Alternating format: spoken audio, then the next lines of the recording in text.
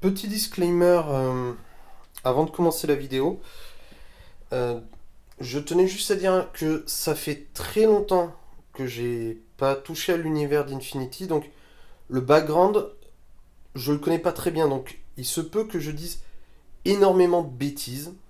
Donc voilà, je tenais à m'excuser par avance à la communauté des joueurs d'Infinity, parce que ben, je risque de dire pas mal, enfin je risque de faire pas mal de fautes. Donc voilà, écoutez, j'espère que vous m'en tiendrez par rigueur. Là actuellement je suis en train de lire le livre de background, donc je repère un peu les erreurs que j'ai faites. Donc voilà, je tenais vraiment à m'excuser par avance et je vous souhaite un bon visionnage. Bonjour YouTube et bonjour à vous tous qui regardez cette vidéo. Alors, oui, ça fait un peu longtemps que j'avais pas fait de vidéo, depuis juillet je crois à peu près. Donc, alors, bon, je sais que généralement je suis plutôt bavard là-dessus, alors je vais pas le faire sur cette vidéo. Je vais faire une seconde vidéo parce que j'ai bien compris que il y en a certains, ils en ont rien à foutre que je raconte ma vie dans les vidéos, donc ils préfèrent passer directement au jeu, ce que je comprends, c'est vrai. Mais j'ai fait une autre vidéo après celle-ci. Alors je sais pas dans quel ordre vous les regarderez ni dans quel ordre elles sortiront. Mais j'explique un peu la situation actuelle. Pourquoi je suis en retard et pourquoi je risque de pas trop écrire de vidéos pendant quelques temps. Enfin, pas trop. Mais bref, c'est pas le plus important.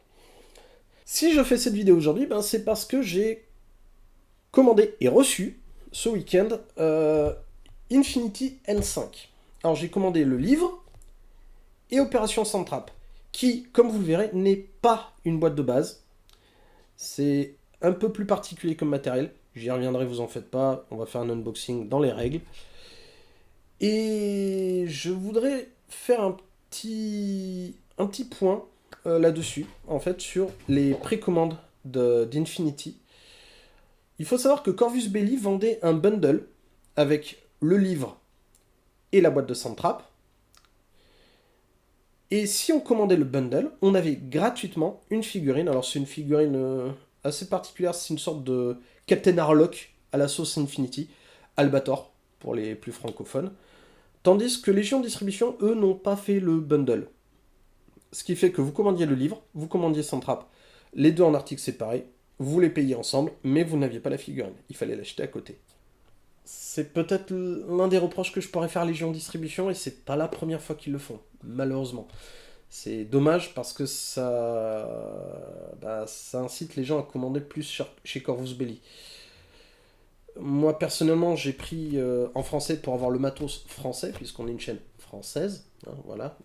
Mais sérieusement, Légion Distribution, si vous regardez ma vidéo, pensez-y la prochaine fois. Ça, le beau geste quoi. Donc, ben, qu'est-ce que c'est qu'Infinity pour les nuls?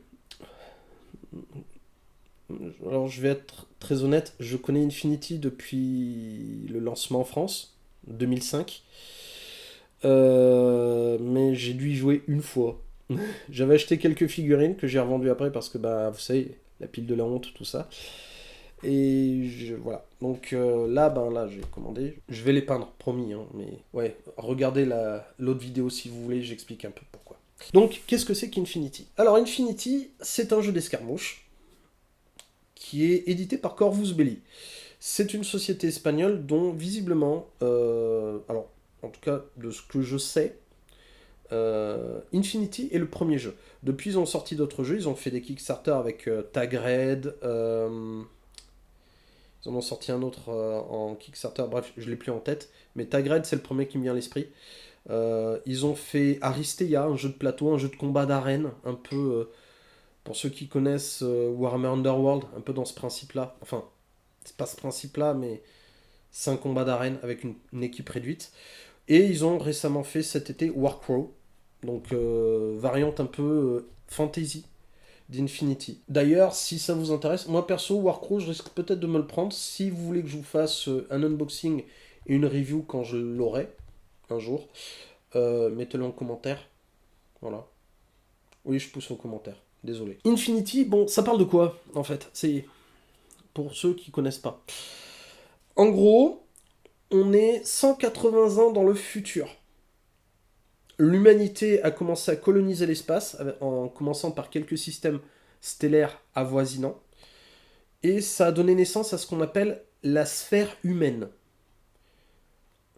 Alors, malgré tout ça, faut pas croire que c'est la paix et l'amitié et le bonheur, la bienveillance, etc. Ben oui, sinon il n'y aurait pas de jeu d'escarmouche, basiquement. Mais disons qu'il y a plusieurs choses qui mériteraient d'être mises en avant. Première chose, alors, la colonisation ne s'est pas faite sans heurts. L'Europe, avec la France, l'Angleterre, et la Russie, alors on s'entendait bien à l'époque, hein. Ouais, je fais du politique maintenant, attention. Méfiez-vous. Et les États-Unis ont créé une sorte de conglomérat pour envoyer une sorte de vaisseau générationnel, d'après mes souvenirs lointains, vers un système stellaire voisin. Alors, je crois que c'est le vaisseau qui s'appelait comme ça, c'est le vaisseau Ariana. Et ce vaisseau a été complètement perdu. Aucune nouvelle, pas de transmission radio, rien. Le problème, c'est que les grandes nations ont investi un sacré pécule dans dans l'aventure, et ça a créé du coup un choc financier qui les a fait s'effondrer, permettant du coup l'émergence oui, de nouvelles entités politiques. Typiquement, l'une d'entre elles, c'est le Yujing. Le Yujing, c'est la Chine impérialiste, la Chine expansionniste, qui a colonisé une bonne partie de l'Asie, notamment le Japon. J'y reviendrai un peu plus tard parce qu'il y a un truc un peu sympa avec le Japon. Vous avez eu ensuite la Panocéanie. Alors la Panocéanie, alors je ne sais pas s'ils ont gardé ça dans la nouvelle édition. C'est une nation, enfin c'est un conglomérat de nations qui regroupe, si ma mémoire est bonne, l'Amérique du Sud, l'Océanie, forcément, et une partie de l'Asie du Sud-Est, tout ce qui est Indonésie, voilà, Ceylan, cette partie-là. Peut-être pas Ceylan. Faudra que je relise le lore, mais voilà. Et puis vous avez Akislam. Akislam, c'est le nouvel islam. Alors imaginez un islam qui est idéologiquement proche de l'idéal médiéval qu'il devait avoir, ouvert, toujours avec cette religion, hein, mais ouvert, tolérant, et surtout à la pointe des connaissances. Et du coup, on retrouve ça dans Akislam. On retrouve ça, et plus encore, dans le sens où un des, c'est un des groupes les plus avancés sur la technologie. De mémoire, ils ont inventé un truc qu'on appelle le cube, qui permet de stocker les données d'une personne, et pas seulement les données personnelles telles qu'on les entend aujourd'hui, mais un peu l'équivalent numérique de son âme, de sa personnalité. Ce qui a permis de créer des sortes de clones de personnages historiques. Les Akislam ont Saladin, par exemple. Les Panocéaniens ont Jeanne d'Arc, pourquoi pas. Et vous avez un mercenaire qui se balade qui s'appelle Miyamoto Musashi. Voilà, pour les fans d'histoire japonaise. Et il y a une autre nation, enfin, pas une autre nation, c'est une entité qui a émergé, enfin, qui était déjà présente lorsque, après l'échec d'Ariana, les autres nations ont essayé de coloniser l'espace. Elles ont créé, en fait, une sorte d'intelligence artificielle. Imaginez ChatGPT, mais qui se reproduit avec Internet. Et vous lui laissez quelques générations pour se construire. Et là, vous avez Aleph. Aleph, c'est l'intelligence artificielle qui est omniprésente, qui est tellement omniprésente que visiblement elle tire quelques ficelles au niveau géopolitique, et qui s'est créé sa propre armée, notamment en ressuscitant des héros de la mythologie grecque, Achille. Alors, j'y reviendrai un peu plus tard, il y a un petit spoil dans le livre. Qui a ressuscité par exemple Diomède, je crois, Ajax, Agamemnon. bref, des personnages de la mythologie grecque pour se créer sa petite armée personnelle. Dernière faction très intéressante, enfin, techniquement il y en a deux qui sont intéressantes. Il y en a une, alors je vais garder la plus intéressante pour la fin. Vous avez une faction aussi qui s'appelle O12, O12. C'est les Nations Unies et Interpol, grossièrement, qui essayent un peu de jouer les casques bleus, pour ceux qui connaissent un peu les Nations Unies, au milieu de tout ce bazar. Et il y a une autre faction qui est arrivée, qui s'appelle l'armée combinée, qui en fait, alors elle porte bien son nom, c'est en fait un conglomérat de différentes espèces extraterrestres, enfin, différentes espèces non humaines, pardon, qui ont des visées expansionnistes. Alors, si ma mémoire est bonne, en gros, ils sont, eux, dirigés par une intelligence artificielle, elle aussi, qui s'appelle EL, et qui visiblement se serait peut-être fait troller par Aleph, et elle a fait son rageux et elle a décidé d'envoyer son armée attaquer la sphère humaine. Je crois. Hein, ou alors c'est Aleph qui a fait en sorte de la titiller en se disant ça combinera peut-être la sphère humaine vers un nouveau pas d'évolution. Enfin, je vous avoue, ça fait très longtemps. Faudra que je relise le lore un jour. Le jeu, grossièrement, on est du coup ouvertement sur des influences cyberpunk, clairement. Une esthétique très manga. Vous voyez Masamune Shiro, Appleseed Ghost in the Shell, vous êtes à fond dedans. Et il y a un petit côté aussi un peu Matrix, je trouve, dans le principe de vous pouvez jouer avec le numérique, enfin dans le sens où les figurines jouent dans le domaine numérique. Il y a des hackers, il y a des trucs comme ça. Et ce jeu justement va lui se concentrer non pas sur une sorte de grande guerre. Il n'y a pas vraiment de grande guerre. C'est pas vraiment. C'est le côté cyberpunk qui va ressortir, dans le sens où on est plutôt sur de petites embuscades. C'est des opérations clandestines qui sont menées au sein d'une guerre larvaire entre les différentes factions pour typiquement faire de l'espionnage, industriel ou non, voler des données, voler des prototypes, kidnapper des savants ou des personnalités, voire, si on peut pas les kidnapper, les assassiner, tout bonnement.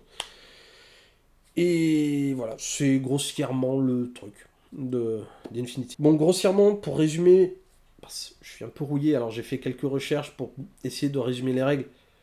Quand je vous ferai une review, ce sera un peu plus détaillé. Le jeu se joue avec des figurines de 35 mm. Alors ça doit être la dernière version, parce que moi de mémoire, c'était du 28. Bon, ma foi. Et se joue aussi avec des dés à 20 faces. Plutôt original.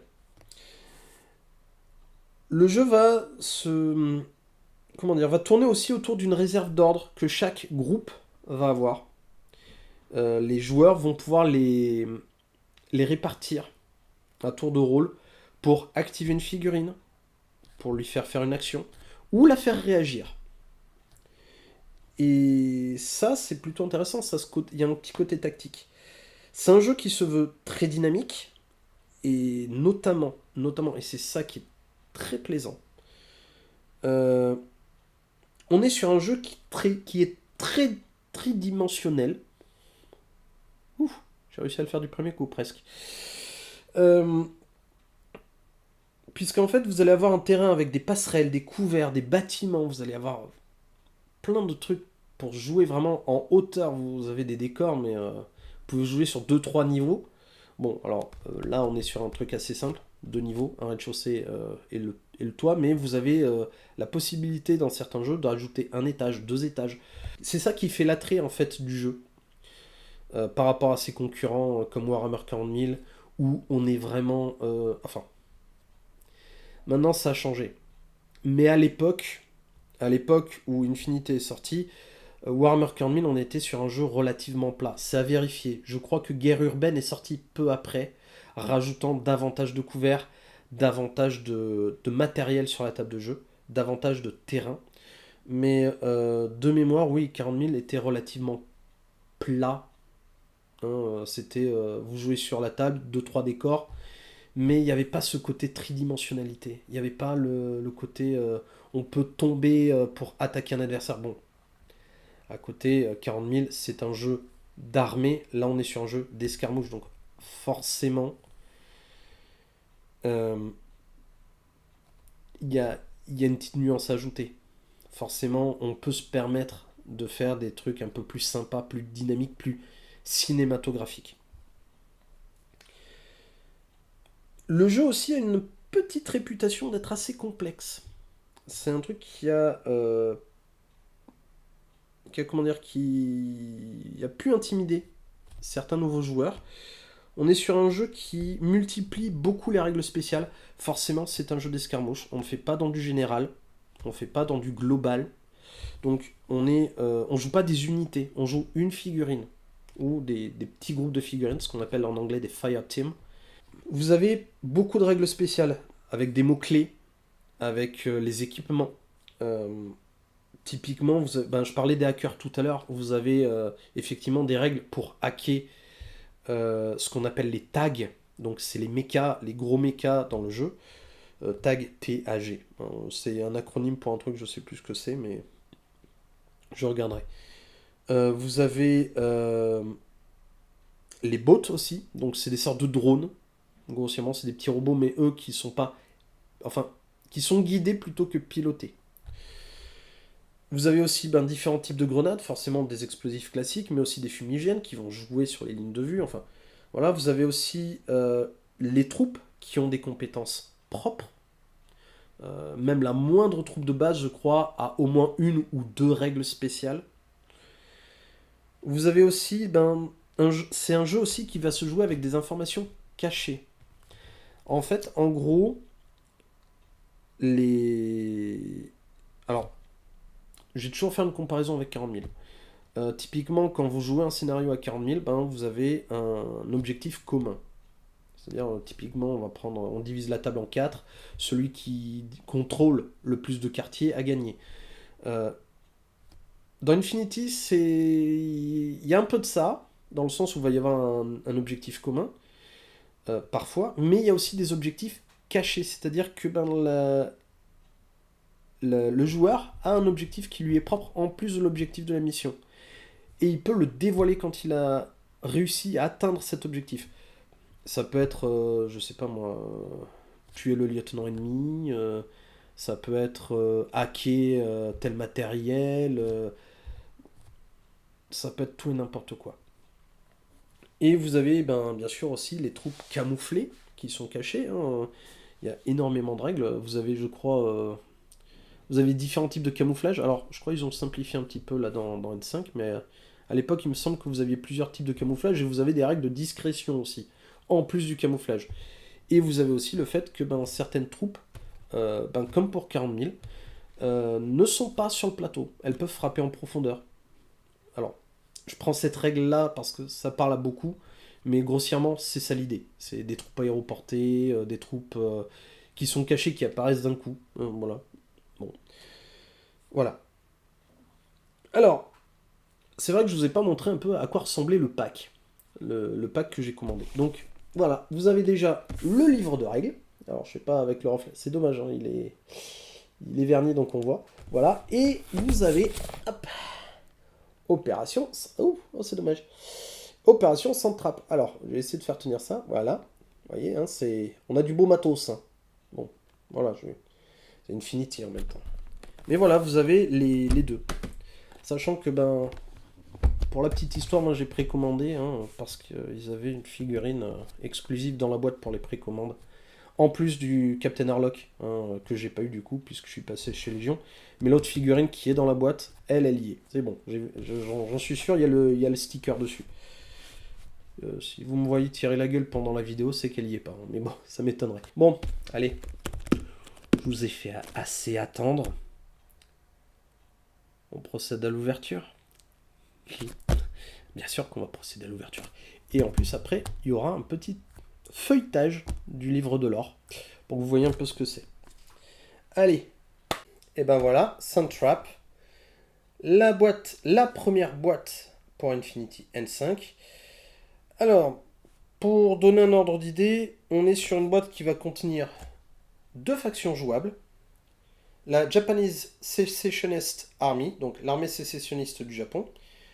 Vous vous souvenez, je vous avais dit qu'il y avait un petit plot twist avec le Japon à l'époque. Et ben c'est un peu avant la 5e. Le Japon a fait sécession avec Yujing et a donc créé sa propre entité politique. C'est dans ce cadre-là que vraisemblablement Santrap prend ses racines, un petit peu, puisque c'est une forme, en colonisant une planète, ils affirment un peu leur existence. Donc, vous allez avoir 2 factions jouables, alors on va voir ça de suite derrière, voilà. Alors, attention, on va essayer de zoomer un petit peu, hein. Ce serait bien de zoomer un peu, non? Qu'est-ce que vous en pensez? Voilà. Tac. Mieux, non?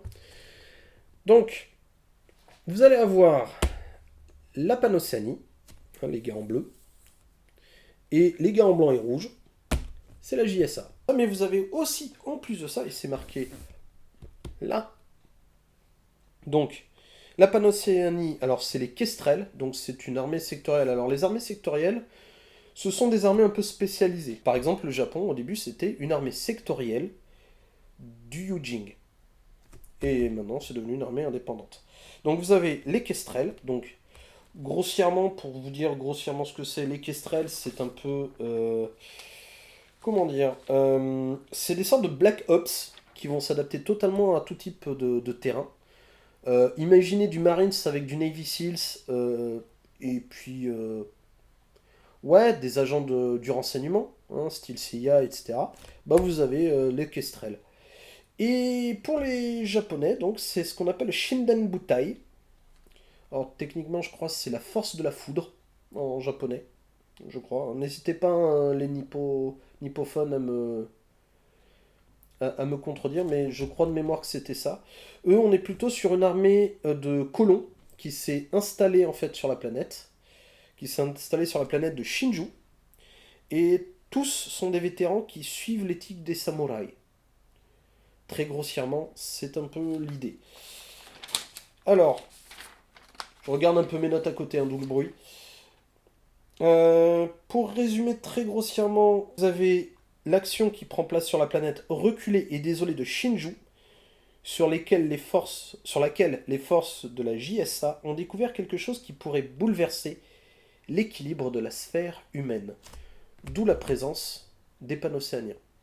En fait, grossièrement, il faut imaginer que quand les nations colonisent une planète, bah, elles se jettent dessus comme des rapaces. Et le JSA, eux, ils arrivent en disant « Mais non, c'est notre planète, on est arrivé les premiers ». Ce qui est vrai, leur vaisseau est arrivé le premier. Mais les panneaux sont arrivés ensuite, et le problème, bah, c'est que là, en fait, en gros, la JSA, ben, en plus, se trouve sur un site un peu particulier. Alors, c'est ce qu'ils appellent, je crois... Alors, je regarde toujours mes notes, hein, bien sûr. Un site xénoarchéologique qui s'appelle le site d'Akashi. Alors, xénoarchéologique, en gros, c'est de l'archéologie, mais sur les espèces extraterrestres. Et il y aurait d'intéressantes découvertes au sein de ce site. Bref, grossièrement, voilà, le décor est planté. Qu'est-ce que je pourrais vous dire d'autre là-dessus?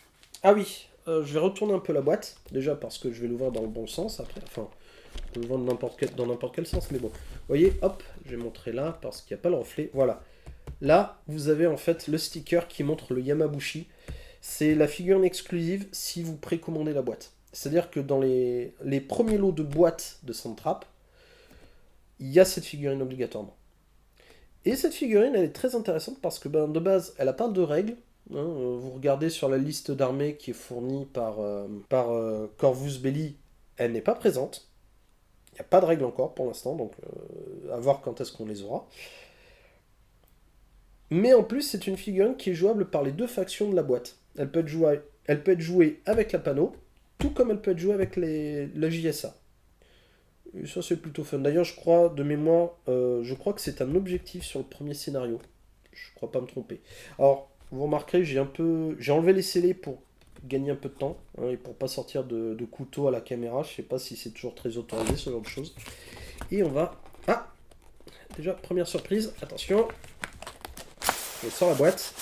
Donc on est sur une boîte en carton classique de chez Corvus Belli. Et je parlais d'une surprise. Bien. Ah bah voilà. La première surprise, Soundtrap. On a le fascicule de Soundtrap. D'accord. Alors c'est le fascicule français. Donc on a la Panocéanie avec alors présentation d'Infinity F5. Alors je sais pas si vous voyez bien. Je sais pas si vous verrez bien l'écran. Là j'ai pas sur le retour caméra je le vois pas. Je vous le dis, hein, vous en faites pas. Vous avez Infinity F5, Infinity N5 en gros, donc en première partie. Donc en gros ils vont présenter grossièrement l'univers. Donc vous voyez 185 ans dans le futur. Tiens, ouais, on a encore reculé. C'était 180 ans tout à l'heure. Ils expliquent très grossièrement.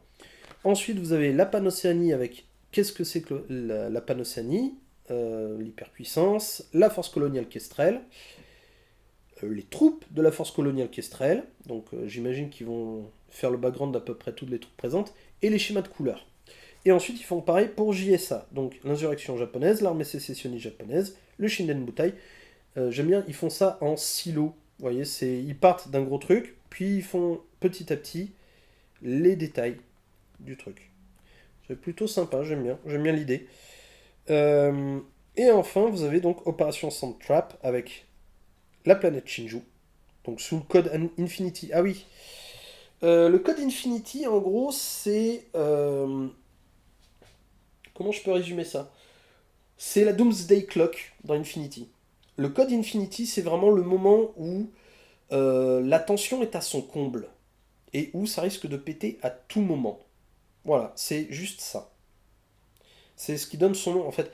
Ça résume bien le jeu en fait. Le code Infinity, c'est en gros le moment où vous faites des opérations spéciales, mais ben ça peut basculer à tout moment en fait. Il suffit d'une étincelle, d'une petite méprise et c'est fini. Et j'aime beaucoup ce principe. Voilà, tiens, je bascule un peu mieux la caméra, peut-être ce sera plus lisible comme ça. Ouais, ça a l'air. Donc, vous avez ensuite donc le Sitakashi dont on parlait tout à l'heure, ombre silencieuse. Alors ça, je sais pas trop ce que c'est et ce qui ne peut être vu. Donc, à mon avis, ça, c'est tout le background de la boîte en fait. C'est qu'est-ce que représente la boîte. Et enfin, vous avez 3 missions. Alors, ce seraient les missions exclusives de la boîte Soundtrap, c'est-à-dire que vous ne les trouverez que là-dedans, dans ce bouquin. Et en dernière partie, agrandir votre collection en suivant la thématique des forces Kestrel ou Shinden Butai. Alors bon, voilà, donc non, le dessin est pas top, hein. Je sais pas ce que vous en pensez, mais le visage est pas tip top, je trouve, c'est pas très bien travaillé. Ouais, donc Panocéanie, ouais, en gros, vous voyez, on a un paragraphe sur la Panocéanie, résumer la force Kestrel, et enfin, voilà, là on a la présentation des troupes, vous voyez, avec le dessin, la figurine. Le dessin, les figurines. Donc, vous voyez, Fusil et Fennec, Black Air. Tac, tac, tac. Je l'aime bien, moi, cette figurine, elle est classe. Les Banshee. Voilà, avec toujours... En plus, vous avez le logo typique de l'unité, parce que chaque unité dans Infinity a un logo qui lui est propre. Je trouve ça très classe. Ça fait très militaire, en fait. Je trouve ça très, très sympa comme petit détail. Le griffon, donc alors, ou en anglais le griffin, forcément, Griffin Troops. Pour les habitués d'Infinity, d'après ce que je sais, le griffon, c'est un orc, enfin c'est des orc troupes, hein, c'est le même principe, hein, c'est des troupes lourdes, mais c'est l'élite parmi les orc troopers en fait. Voilà, c'est les meilleurs orc troupes deviennent des griffons, grossièrement. Ah, et lui, alors lui, je l'aime beaucoup. Lui, c'est une figurine, je vais adorer la peindre. J'avoue, je m'étais un peu spoilé sur les figurines en regardant les vidéos, donc je sais un peu ce qu'il y a, mais bon, quand même. Et en fait, le Scarecrow, ou l'épouvantail, oui, désolé, j'aime bien le nom anglais, je trouve la figurine très très originale, avec ce côté un peu, avec beaucoup plus de cuir que les autres, une armure plus légère, le masque très inquiétant. J'aime beaucoup. Franchement, je trouve ça très classe. Et d'ailleurs, on le voit là en figurine. Hein. Bah, tiens, on le voit même mieux là. Est-ce qu'on le voit? Voilà. Voilà, la figurine est juste très classe. Je me souviens qu'une des premières figurines Infinity que j'avais achetées à l'époque, c'était un assassin Fidei. Et il a un peu la même énergie. On sent que c'est un assassin. L'assassin Fidei était plus calme, il était droit, il était posé, il avait juste le couteau, il tenait le couteau à l'envers, le bras contre la jambe. Il était très calme. Là, on sent quelque chose d'un peu plus brutal. Et je trouve l'idée très intéressante. Ça se retranscrit bien dans la figurine. Voilà, bon, après vous avez les schémas alternatifs, hein, si vous voulez pas les peindre comme on le voit sur les pages précédentes. Donc vous avez Red Sand, Nightcrawler et Canyon Snake. Donc c'est différents théâtres d'opération. Et c'est ce qui rappelait, hein. Le Kestrel, on est sur des troupes qui sont adaptées à tout type d'opération. Voilà, JSA. Donc le JSA, on résume l'insurrection japonaise avec un peu plus que juste le gros truc de qu'on avait tout à l'heure, enfin juste le petit paragraphe pour Panocéania. Là, c'est un peu plus travaillé, je trouve. C'est bien. Le dessin a l'air un peu mieux, mais bon, en même temps, on voit pas les visages. Mais bon, sérieusement, le dessin de Panocéanie, il laisse un peu à désirer. Donc voilà, vous avez l'armée sécessionniste japonaise, présentation du Shinden Butai, et bien sûr, les troupes du Shinden Butai, avec les troupes du Senku, donc c'est les fusiliers basiques. Alors, je sais pas si ça se voit bien, mais vous voyez là, tac, tac, ils ont les masques. Ils ont des masques respirateurs, puisqu'on est sur une planète. Alors, je sais plus si c'est juste à cause des vents de poussière ou si c'est parce que c'est une atmosphère raréfiée. Mais en gros, sur Shinju, c'est pas non plus un lieu de vacances. C'est vraiment un endroit qui est assez hostile. Je crois même d'ailleurs, il parle de mégafaune à un moment, donc fun. Donc oui, on sent vraiment le principe de ouais, on n'est pas chez nous, quoi. On n'est pas à la maison. Alors, ça, c'est le Raiden. Alors, le Raiden. Ah oui, je reviens avant de passer au Raiden. Les Senku, ça, j'aime bien le principe, c'est qu'on se dit, ouais, c'est de la troupasse de base. C'est un peu plus que ça. Tel que c'est présenté dans le background, c'est même carrément des colons qui sont en fait des vétérans de précédentes campagnes qui reprennent du service pour défendre un peu la colonie, en fait. C'est pas juste, c'est pas de la troupe de base. Vous voyez, c'est vraiment, c'est, c'est le principe même du jeu Infinity, c'est que vous jouez pas du troufion de base, c'est pas du bifin, c'est un gars quand même en face, ben le gars il a de la bouteille, il a des compétences, il a du savoir-faire.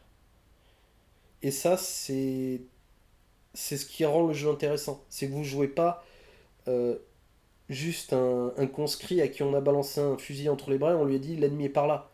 Non, vous jouez des troupes d'élite. Bon, donc le Raiden, on avait vu, donc vous voyez, hein, toujours pareil, hein, illustration, photo.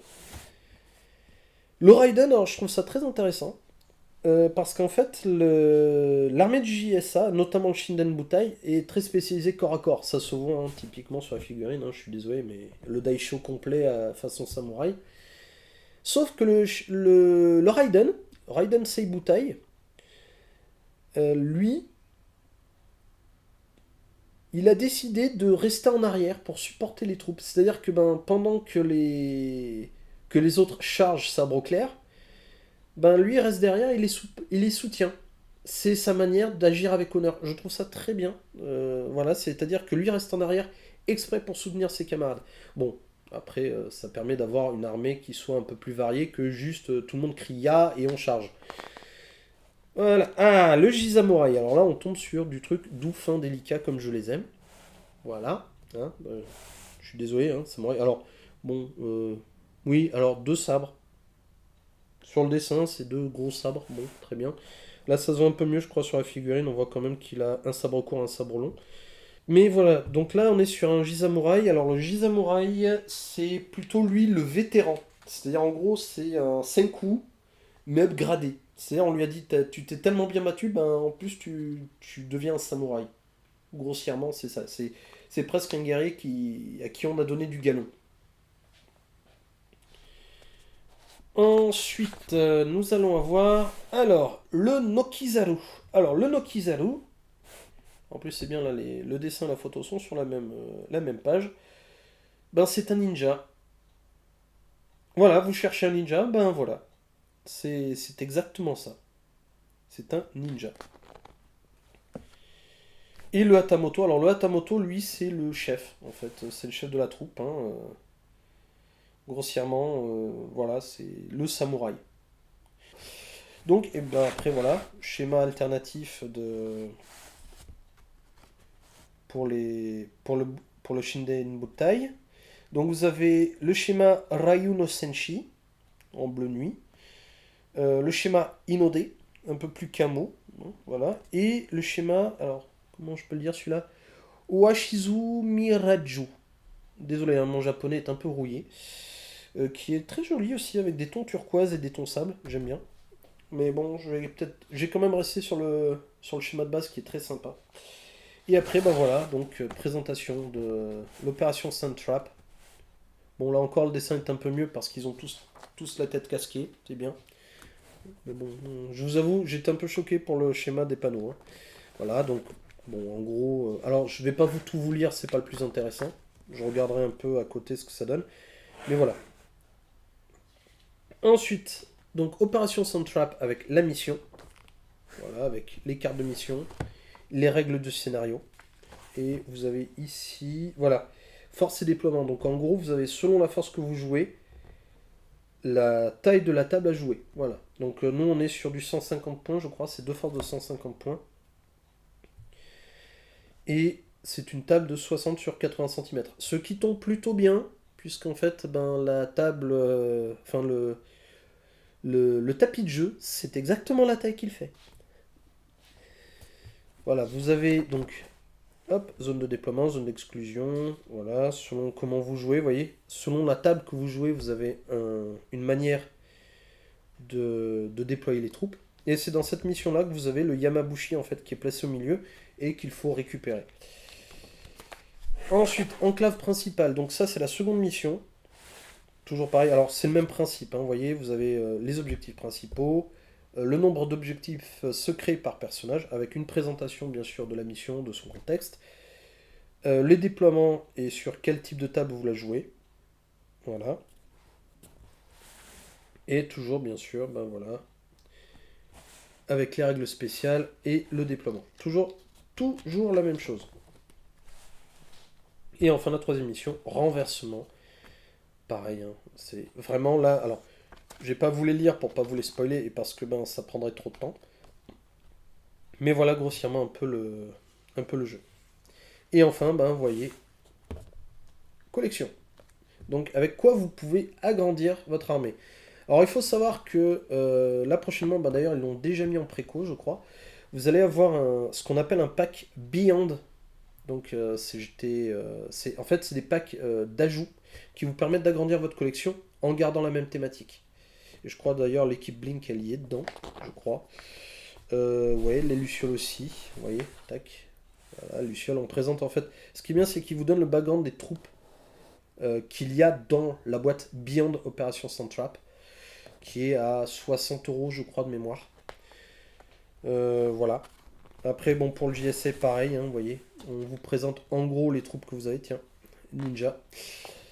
Et puis voilà. Et enfin, bon, bah, forcément, il faut un peu de pub pour le jeu de rôle.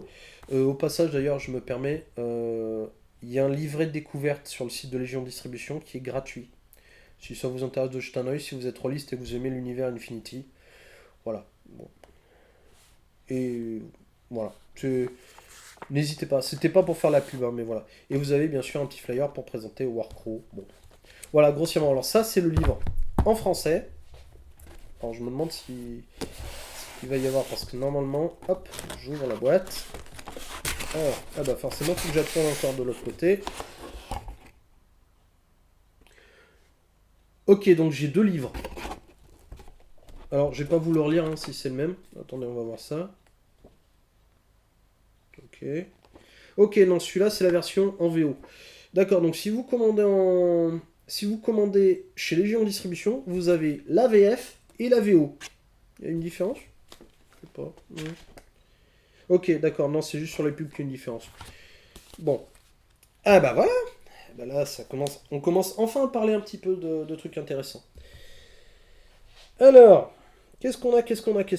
On a en fait 1, 2, 3, 4, 5, 6, 7 casiers, dont 6 sont avec des petits sachets qui contiennent les figurines.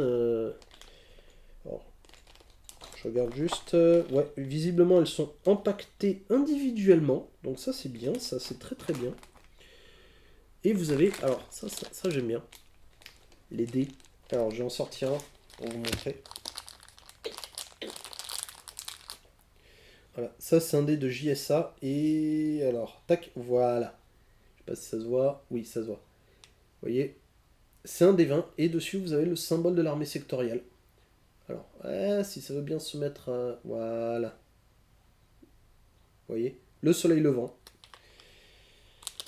Ça c'est la JSA, donc l'armée japonaise. Et je vais en sortir un. Alors vous avez 3 dés de chaque. 2 bleus, 3 bleus, 3 blancs, pardon. Et là, vous avez du coup la variante Panocéanie. Alors normalement, il est, je crois, comme ça le symbole, si je ne me trompe pas. Eh, voilà. Ça, c'est l'exemplaire panocéanien. Donc vous avez 3 dés de chaque.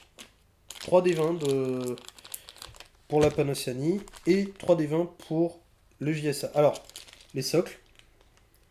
Voilà, alors hop, voilà, les socles sont là. Voilà. Il y a une petite particularité. D'après ce que j'ai vu, c'est pas des socles. Alors, vous pouvez plus utiliser vos socles 40 000 pour le faire. Je sais pas si ça va se voir. Voilà. Vous avez des petites encoches ici, et ici, et ici. Attendez, est-ce que ça va se mettre au point ou pas? Hop, voilà. Donc vous avez 2 flèches sur le côté et un trait sur le devant. En fait, ça c'est pour indiquer l'arc avant de la figurine. Donc ce qui pourrait être intéressant, je pense, pour le symboliser, soit vous peignez ce qui dépasse, hein, soit c'est carrément de peindre en fait cette zone-là au pinceau en prenant bien attention de ne pas déborder. Mais après, voilà, sinon, c'est des socles. C'est quoi? C'est du. Je crois que c'est du 25 mm. 2 cm 5. Ah bah attendez, j'ai un réglé. Faut que je retrouve. Hop. Alors, tac, tac, tac. Ouais, c'est ça. C'est du 2 cm 5. Voilà. Donc, voilà, ça c'est. J'aime bien ce petit principe de rendre plus visuel le, l'arc avant des figurines parce que justement, on joue sur les lignes de vue dans le jeu. On joue énormément dessus. Donc ben on va regarder un peu les figurines. Alors bon vous avez pu voir, je vais pas faire tout le déballage. J'adorerais, hein. Honnêtement j'adorerais parce que j'adore ces figurines. Alors tiens petit truc particulier. Alors si j'arrive à voir. Ah d'accord, ok mince. Oh ça c'est ballot ça. Alors je sais pas si ça va se voir. Voilà. Ça c'est un. Ouais, je peux pas les ouvrir comme ça parce qu'en fait elles sont. Les sachets sont sous vide donc. Enfin, bon, vous savez quoi, on en ouvre un. Mais j'en ouvre qu'un, hein, c'est pour vous. Qu'on me dise pas que je fais pas d'effort pour mon public. Voilà, comme ça vous verrez un peu mieux les détails. Et puis moi, il faut que je vérifie un truc parce que je suis curieux de la taille. Voilà, alors déjà, vous voyez, hop, je sais pas si ça va bien se voir. Voilà, donc ouais. Bon, alors là, on a une partie du corps, hein, mais bon, il faut imaginer elle a un bras en plus, On est sur des figurines quand même qui sont très très bien sculptées, hein. Faut pas déconner, ils savent ce qu'ils font, hein. Voilà. Par contre, j'ai remarqué un petit truc sur ces. C'est ça qui me choque. Alors, pour ceux qui connaissent un peu Infinity, il faut savoir que Corvus Belli a essayé de faire de la Siocast. Donc en gros une sorte de résine un peu particulière. Et visiblement, je ne sais pas si ça va se voir, voilà. Bah voilà, ça c'est le sac à dos qui va avec la figurine que j'ai déballée. Et en gros, ben ça c'est de la Siocast. Donc c'est de la résine. Alors c'est très fin, franchement. Par contre, les détails sont waouh, fabuleux. C'est dommage, je comprends pas pourquoi ils ont pas continué du coup, mais peut-être à cause de la fragilité. Parce que je sais que parfois, ce genre de résine, ça peut être assez cassant. Et comme les armes sont très fines. Et je voudrais vérifier un truc, du coup, j'ai ressorti la figurine. Ça tombe bien, c'est une figurine non casquée, tout à fait banale, c'est... Enfin, tout à fait banale, entre guillemets. Voilà. Je voudrais vérifier la taille avec vous, en fait. Parce qu'il dit c'est du 3,5. Alors, je sais pas si vous allez le voir. Alors, voilà. Ah, mince. Tac. Ah ouais. Alors, je sais pas si ça va se voir. Voilà. On va essayer de faire... Ah, attendez, hop. Voilà. Ouais, ouais, on est bien sur du 3,5. Hein. C'est pas du 32... C'est pas du 32 mm. Hein. Du 35. Des pieds en haut de la tête, 35 mm. Donc oui, on est sur une échelle qui est très différente de Games Workshop. Donc il commence à faire un peu comme Games Workshop actuellement, non seulement en termes de prix, mais aussi en termes de... C'est nos figurines, vous ne les aurez pas. Alors voilà, vous avez différents sachets. Alors là, c'est lequel celui-là? Tac, tac, tac. Ah, ça c'est le griffon, je crois. Vu l'armure, je sais pas si on va le voir. Voilà, ça c'est le... Ah, je suis désolé, hein, je préfère ne pas les détacher pour pas mélanger les pièces. Hein, je suis désolé, mais bon. Voilà. Et là, vous avez un kestrel, enfin un fennec. Un fennec fusilier. Par contre, il y en a un que je peux ouvrir. Ça, je suis content. C'est mon petit préféré. Lui, il est dans un petit sachet, il est dans un petit ziploc classique. Voilà. Lui, je peux le montrer par contre. Hop, alors, tac. Bon, il a son socle. Il a son bâton, son arc. Voilà. Ça, c'est la figurine exclusive, c'est le Yamabushi. Donc j'essaierai de vous mettre la photo parce que j'ai fait quelques recherches avant. Je m'étais dit est-ce que je vais montrer toutes les figurines ou non. Voilà, mais j'essaierai de vous mettre la photo correspondante à celle que je vous ai montrée pour que vous ayez une idée de ce que ça donne une fois monté et peint.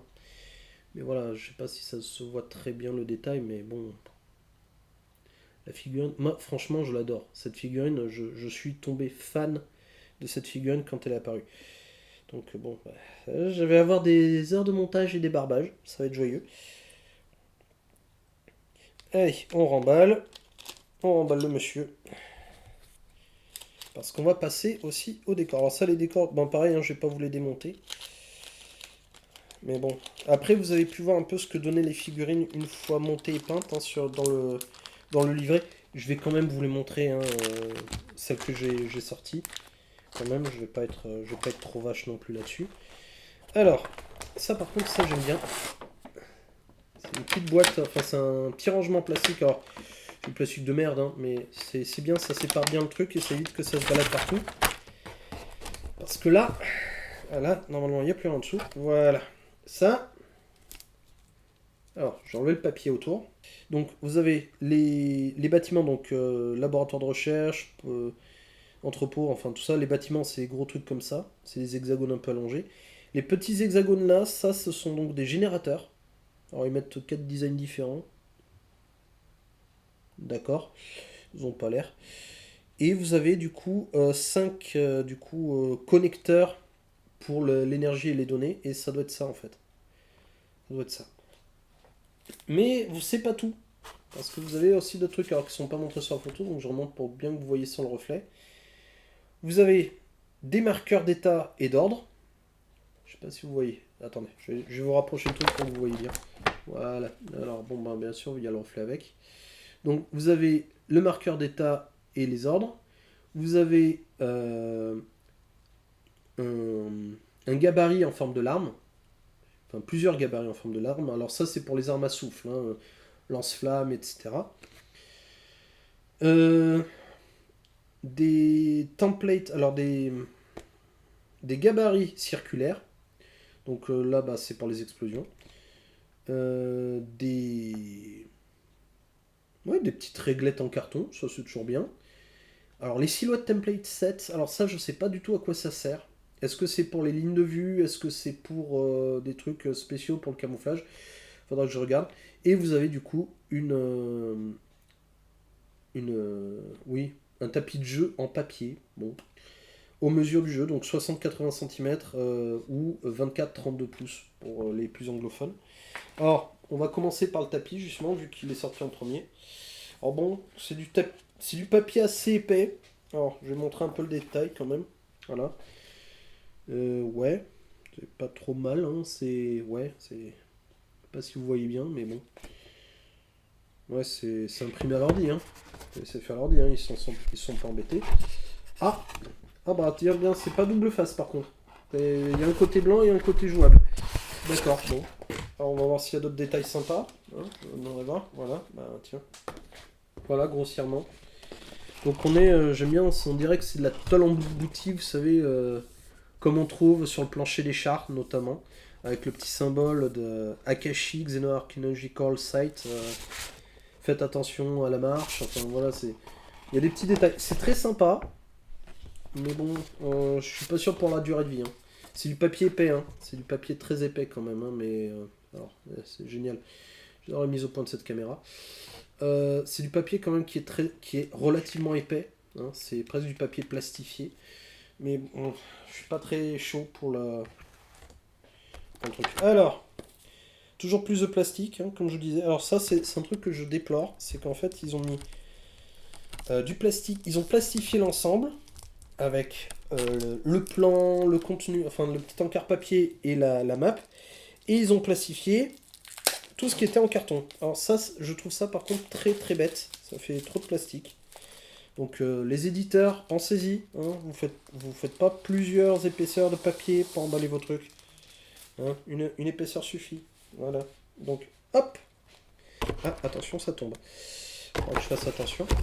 Donc voilà, vous avez ici les décors. Donc hop, je sais pas si vous voyez. Donc on est sur quelque chose quand même qui est plutôt bien sculpté. Alors, juste par curiosité, je vais voir si l'échelle est bonne. On va prendre notre... Ah, ça bascule, désolé. On va prendre notre Senku en évitant que les pièces se barrent. Voilà, et on va comparer à l'échelle si ça passe ou pas. Ouais, ça passe. Ça passe, au moins, bon. Non, c'est un petit détail, hein, même si c'est le même fabricant, je préfère vérifier quand même. Ça aurait été con que à ce niveau-là, ils n'y arrivent pas. Mais voilà, donc voilà, vous avez. Ça, c'est le centre des opérations et. D'accord, donc on est double face, mais c'est le même design en fait. C'est exactement le même design pour le bâtiment. Donc peu importe que vous mettiez l'un ou l'autre. Ouais, 126C, c'est les mêmes trucs. Voilà. Bon, c'est un peu dommage ça aussi. Voilà, donc là c'est l'entrepôt. Storage Warehouse. Alors je sais pas si ça va se voir. C'est toujours. C'est énervant ces reflets. Voilà. Alors, ça c'est la station médicale. Hein, on reconnaît bien avec la croix. Le générateur, alors avec plein de connecteurs visibles sur le bâtiment. C'est plutôt sympa. Alors après, tiens, je voudrais vérifier avec vous l'épaisseur du carton. Parce que c'est quoi comme cardboard? Est-ce que c'est du 2 ou du 3? Ben, ce n'est ni du 2 ni du 3, c'est du 1,5, 1,5, 1,6. C'est. Ouais. C'est. Ça a l'air quand même d'être assez durable. Hein. Bon, personnellement, vu que c'est les mêmes côtés. Enfin, vu que c'est le même design d'un côté comme de l'autre, je pense que ça va y avoir un petit coup de colle un petit coup de colle à bois pour le maintenir en place quand même. Hein.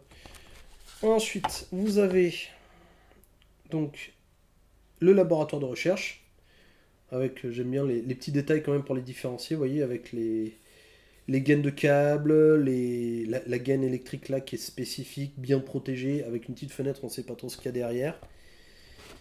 Et vous aviez aussi les connecteurs au passage. Et vous avez du coup les générateurs, voilà, les petits générateurs que vous pouvez disposer comme vous voulez. Alors ils disent il y a 4 designs différents, oui, oui, effectivement, ben, Vous voyez, un petit design là. Vous avez un petit symbole là, mais ouais, ils sont pas. Enfin, si, il y a peut-être un petit détail aussi ici, mais bon, c'est pas top top quoi. Et enfin, et c'est ce que j'aime beaucoup avec les décors qu'ils fournissent, c'est que vous avez tous les jetons pour jouer. Donc vous voyez, ça c'est les jetons d'ordre, là les flèches vertes, ça de mémoire c'est les jetons d'ordre. Là je vois vous avez des jetons, alors c'est les jetons de camouflage, hein, ça se voit de toute façon. Yamabushi, ah ça c'est le pion objectif, bon ben nous on a la figurine.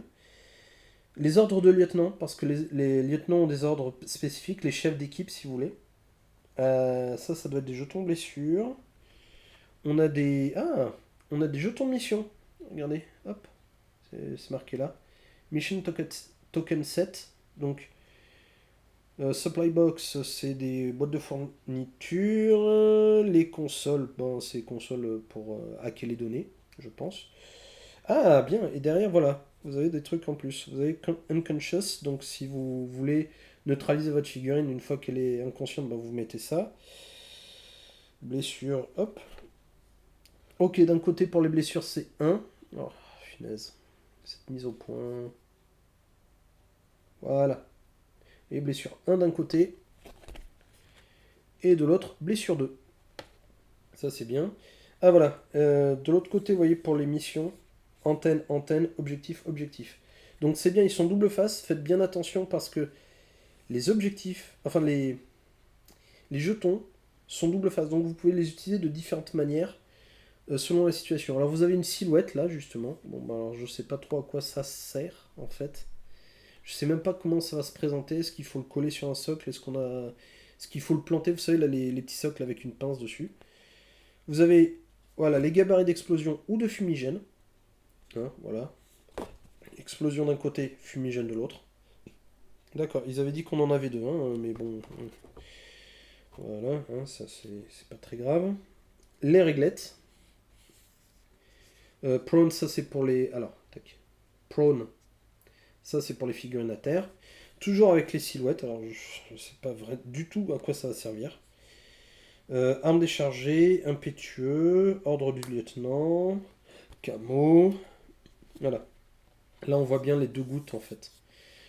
Ciblé. Vous voyez, de l'autre côté de prone, vous avez ciblé. Donc il doit y avoir un truc pour le ciblage dessus. Les ordres irréguliers, tiens. Là c'est intéressant, je ne sais pas à quoi ça va correspondre. Enfin voilà. Vous avez tous les jetons pour la boîte. Voilà, donc ben, je vais ranger ça et on passe au feuilletage du livre. Bien. Alors, on a vu un peu la boîte de Soundtrap. Hein. Maintenant, on va voir le livre de règles. Alors, pas le livre de règles, pardon. Non, justement, ça va être le premier disclaimer. Ce n'est pas un livre de règles. Si vous attendez des règles dans ce livre, ben c'est mort. Voilà. Je suis désolé de vous dire ça, c'est foutu. Voilà. Vous allez avoir en fait pas du tout de points de règles qui vont être abordés. Alors, je suis désolé pour le reflet, parce que bon, c'est un peu énervant. J'arrive pas à. On va essayer de changer ça pour. Ah, mince, ouais. Dommage. Bon, bref. Donc, on est uniquement sur du lore. Déjà, vous voyez, on a Infinity End 5 avec tout. Ah, tiens, j'aime bien. On a même en espagnol. Tiens, je me disais, il y a un bug, il y a une coquille. Ou alors ils n'ont pas traduit ça, ils ont oublié de traduire. J'espère qu'ils n'ont pas fait la même chose sur d'autres pages, ça va être très drôle sinon. Étant donné que mon espagnol est un petit peu rouillé, vu que j'en ai plus fait depuis le lycée. Bref. Donc vous allez avoir une timeline avec le nouveau calendrier, enfin le nouveau calendrier. Bienvenue à Infinity Universe. Code Infinity, qu'est-ce que c'est que le Code Infinity? En gros, c'est ce que je vous ai résumé. Hein. En gros, c'est le moment où les tensions sont à leur comble. Vous avez en fait tout un résumé de l'univers. Et même, alors je sais pas si ça se voit là, mais vous avez en fait une entrée, The Shinju Syndrome. Donc en gros, la timeline de N5 commence avec Opération Suntrap. On a ensuite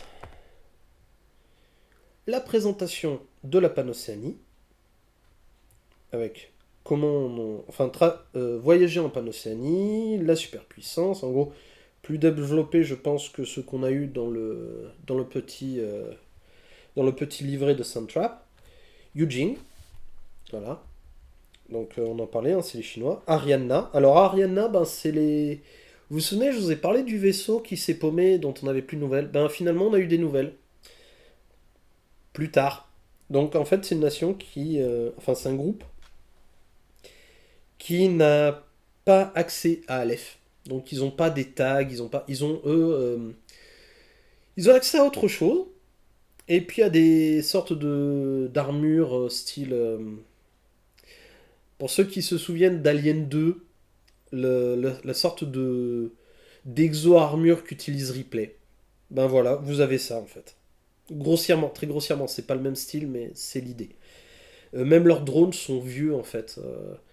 C'est plus des robots de. Je crois que j'avais vu des previews lors de la semaine d'Infinity sur. C'était sur quoi? C'était sur Tabletop Miniature, je crois. Où en fait, ils montraient une avant-première. C'est des. Vous savez, les petits robots de déminage sur chenilles sur lesquels on avait peint des yeux. Voilà, grossièrement, c'est ça leur drone en fait. Donc vous avez les nomades. Ah, les nomades, j'ai oublié d'en parler, tiens. Les nomades, j'ai oublié d'en parler tout à l'heure. Les nomades, ben, je vais faire appel à votre connaissance de la pop culture. Pour ceux qui connaissent Gundam, ben, les nomades, ben, ce sont les Space Noids. Donc vous voyez, Zion, les colonies, etc. Les gens qui vivent dans les... C'est comment on appelle ça? Dans les cylindres O'Neill. Vous savez, c'est les cylindres allongés qui sont habités en fait sur la face intérieure du cylindre. Ben voilà, c'est ça les nomades. C'est les colons de l'espace. Eux ne vivent pas sur des planètes, ils vivent dans des stations spatiales. Donc ensuite vous avez l'armée combinée, O12, donc ce que je vous avais dit, hein, Nations Unies, Interpol, JSA, donc l'armée sécessionniste japonaise, et vous avez une liste de missions et enfin un tutoriel de peinture. Donc ça peut être sympa. Alors voilà, introduction avec, on reprend l'image de Soundtrap. Le calendrier en fait, en gros, la chronologie grossièrement du jeu. Alors là par contre, bon, on trouve quand même des illus qui sont un peu plus sympas hein, que ce qu'on avait vu tout à l'heure. Voilà, Welcome to the Infinity Universe. Oui, petit rappel, le livre n'est pas en français. Je répète, le livre n'est pas en français. Pour l'instant, il n'existe visiblement qu'en espagnol et en anglais. Alors, est-ce que Légion Distribution en fera une traduction un jour? Je ne sais pas. Mais en attendant, voilà, c'est réservé aux anglophones. Alors, je vous rassure, c'est pas des règles, c'est uniquement du lore. C'est uniquement l'univers du jeu qui est présenté. Donc, vous voyez, on résume. Je reprends un peu le feuilletage du jeu parce que sinon, bon, on va perdre beaucoup de temps. Donc les différentes factions sont présentées. Typiquement, vous avez O12, Aleph, la Panocéanie, Yujing, Akislam, les Nomades, Arianna, le Japon, avec JSA, les armées non alignées. Alors ça, c'est un peu... c'est les non alignés, en fait, ceux qui ne vont pas se rallier à un grand bloc. Et enfin, bien sûr, l'armée combinée. Alors, un truc très important, je voudrais vérifier quelque chose, parce qu'il présente... Oui. C'est bien ce qui me semblait. Comme vous voyez, il n'y a pas Akislam et Aleph qui sont présents. Alors, c'est un peu intriguant. Peut-être ils vont le faire plus tard. Hein. Ils ont l'habitude de faire beaucoup de livres, hein, donc peut-être qu'on va voir un truc. Peut-être ce sera la prochaine boîte, hein, prochaine opération... prochaine boîte d'opération comme Soundtrap, on aura Akislam et Aleph avec du background dessus. Donc voilà, Code Infinity, alors... Ok, ça a l'air d'être un truc vraiment... J'aime bien, ça fait un peu log d'ordinateur, dit comme ça. Alors attendez, je vais essayer de vous montrer. Si ça va bien. Voilà. Je sais pas si ça doit... Voilà. Vous voyez, Personal Flash Paper, Comlog Online, etc. J'aime beaucoup ce principe, vous voyez, ça aide à l'immersion dans l'univers. Ça, j'aime bien. Voilà. Donc les conflits dans la sphère humaine, donc Deadly Shadows, donc ça rejoint, je pense, ça doit être ça, hein. Fig, etc. Ouais, c'est ça. C'est ça. C'est en fait, en gros, il présente en gros le principe d'Infinity, à savoir en gros les opérations un peu clandestines.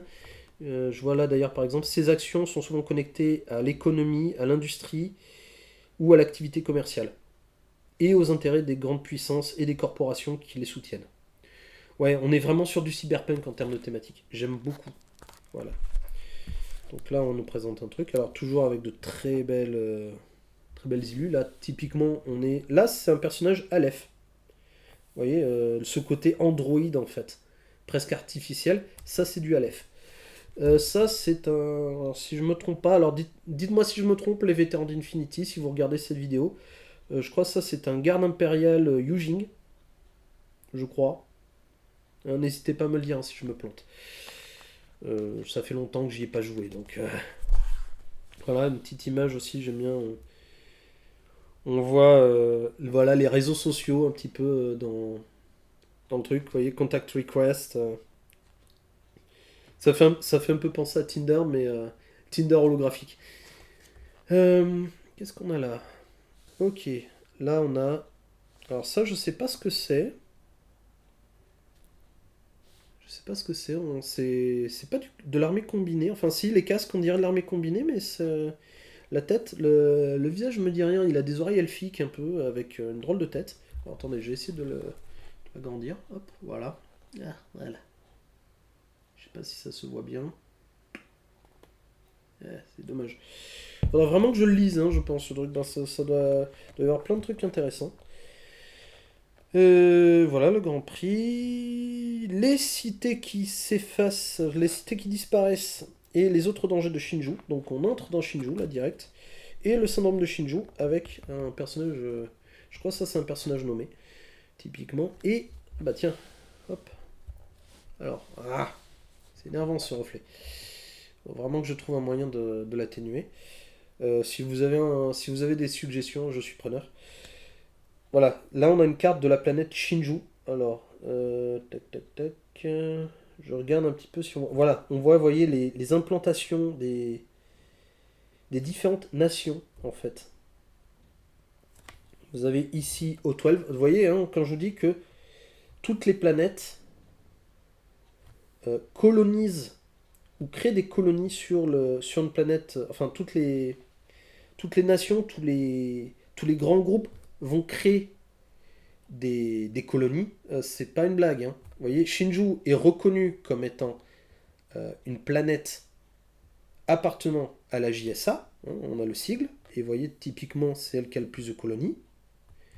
Mais on a quand même une contestation de la part de la Panocéanie, avec Lyonesse et Outre-mer, qui sont présentes ici.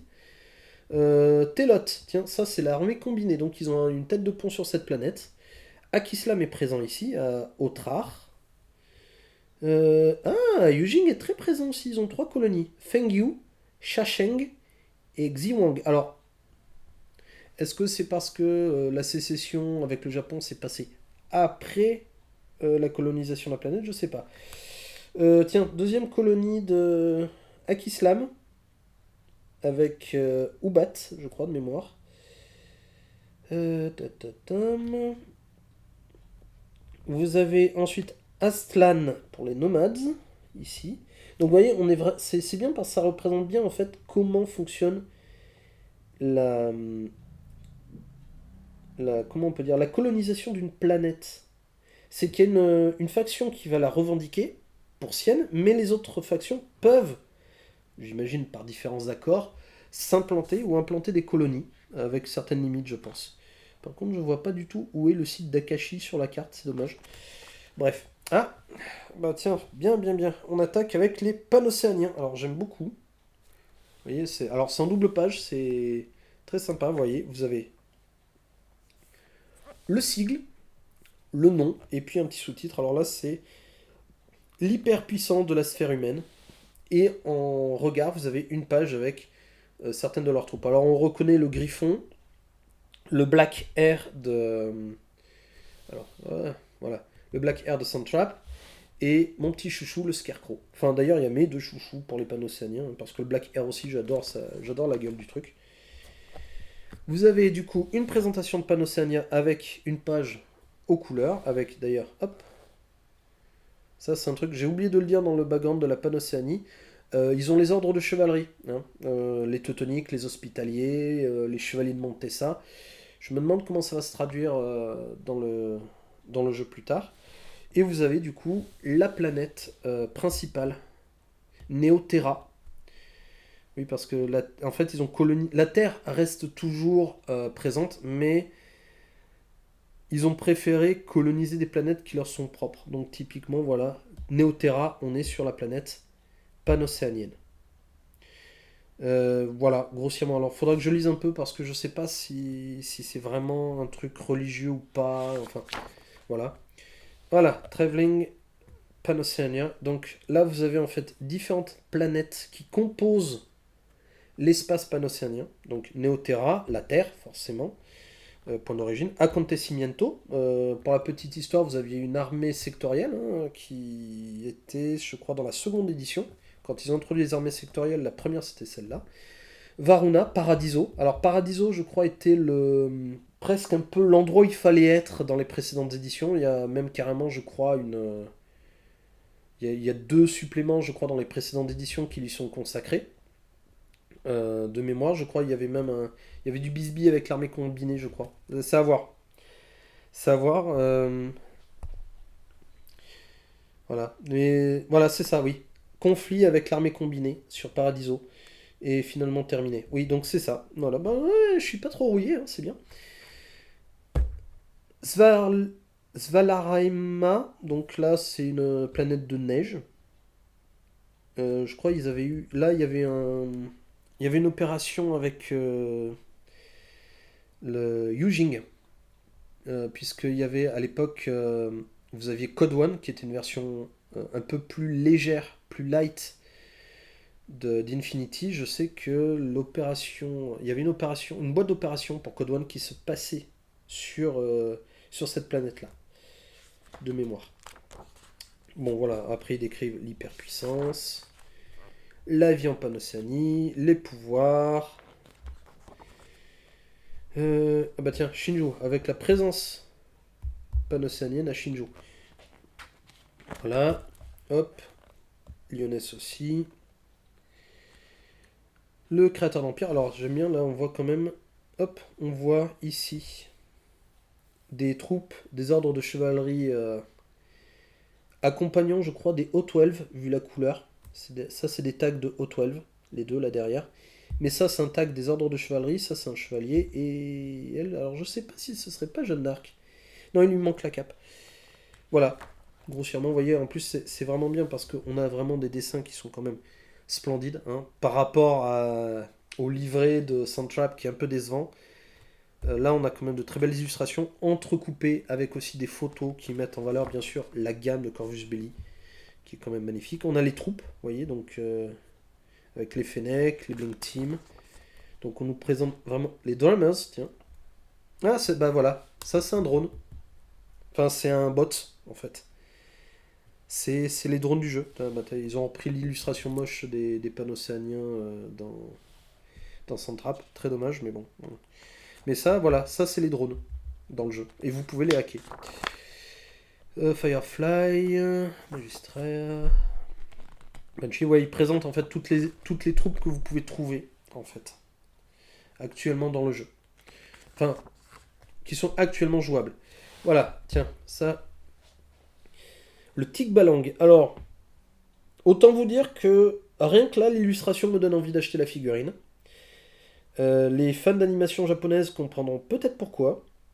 Mais en gros, je vois la figurine, je pense directement à l'Eva 00 de Evangelion. Hein, le casque comme ça avec les deux paires d'oculaires et les épaulettes comme ça. Hein, moi, ça m'y fait penser très fortement. Et puis en plus, il est de couleur bleue, donc ça aide pas du tout. Il lui manque juste un petit truc ici au milieu. Mais il ferait une Eva 00 très convaincante. Voilà. C'est le petit instant nostalgie. Voilà, vous avez... Oui, en fait, ils décrivent vraiment... Ah, les cutters, tiens. Vous voyez, ça, c'est un autre tag aussi. comme le Tic Balang, c'est les mechas en fait. C'est les mechas pilotés.